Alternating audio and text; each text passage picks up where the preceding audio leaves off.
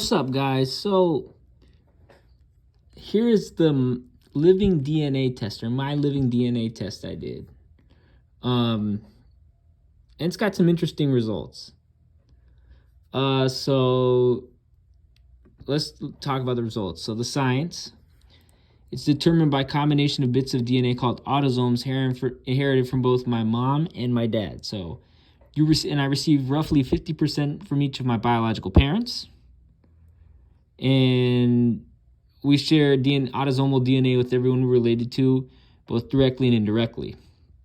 So by looking at parts of my autosomes, which are inherited from generation to generation, my living DNA can use them to establish ancestry patterns. So this means they can identify the groups that I share a proportion of DNA with. And everyone has autosomal chromosomes, which means both males and females can be tested with the same level of accuracy.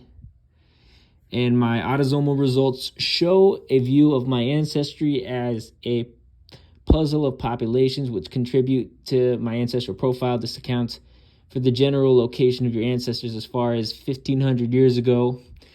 As the number of ancestry doubles each generation, the further back we go, 2 parents, 4 grandparents, 8 grandparents, 8 great-grandparents, so on. The further in time I can go, and the lower the autosomal DNA contribution from each ancestor. And then putting the puzzle together, autosomal DNA results can be used to piece together the parts of your family history puzzle. By putting the pieces together, you get a full picture of what makes you you. You can discover the places your ancestors came from long ago, and in doing so, get an in-depth look into your family history. Look out for those small percentages that could be inherited from a more distant ancestor, such as your great-great-grandparent. Let's view my results. No surprise. So I'm 100% European. No surprise. I have 69.6 Great Britain and Ireland, 19% East Anglia, 17.5% Southeast England, 13.6, I switch my numbers up sometimes, South England, 6.5 South Central England, 3.4 Northern Ireland and Southwest Scotland. There we go. No, I didn't want to see that. Oh, that's what we were on. Okay. 2.5 Ireland, 2 North Wales, and 1.9 Aberdeenshire, 21.3 Scandinavian. Okay, not too thrilled about that. And here's the one I'm really thrilled about on this one. 9.1% Tuscany.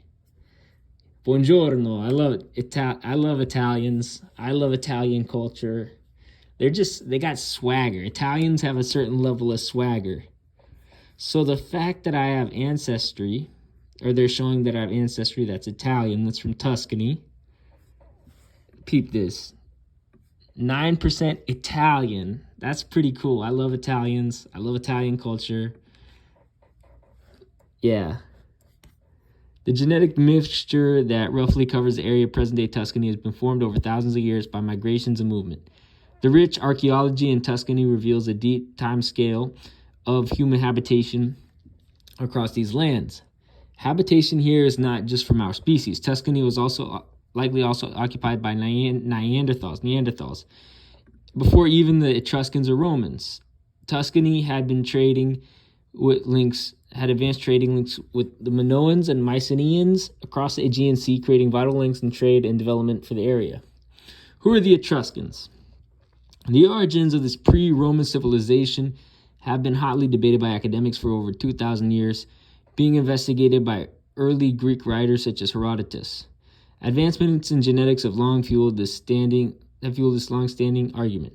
Some of the most recent studies suggest that the Etruscans did leave a genetic legacy in Tuscan DNA, but only in isolated regions such as Casentino and Volterra.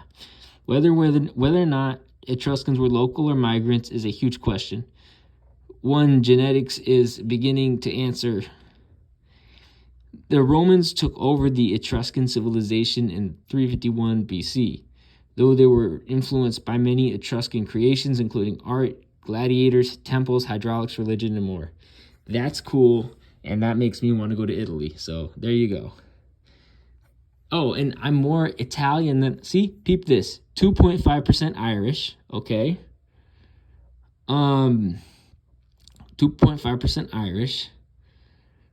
Oh, I'm more, so peep this. I am more Italian than I am Scottish. I'm more Italian than I am Irish. I'm more Italian than I am Welsh. That's cool.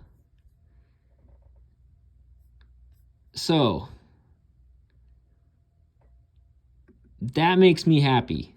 I'm more Italian, but sadly I'm more Scandinavian than I am Italian, which kind of sucks, because Scandinavians are kind of stodgy, kind of dodgy, they're too quiet, you know what I mean? But 9.1% Italian. 9.1% of my ancestry is from Tuscany in Italy. And you know me, I like anything Southern European, so...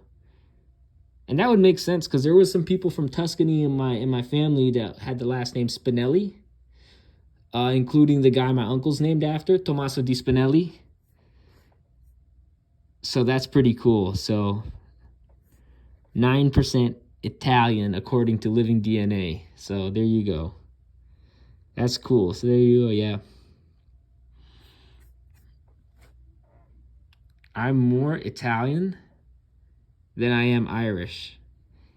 I am more Italian than I am Irish. So take that, you Irish. You know what I mean? I'm more Gennaro Gattuso than I am Roy Keane. I am more Vinny Paz than I am Slane. So there you go. I'm more Italian than I am Irish. So take that. Take that, Ireland. You know what I mean? So there you go. There you go, guys.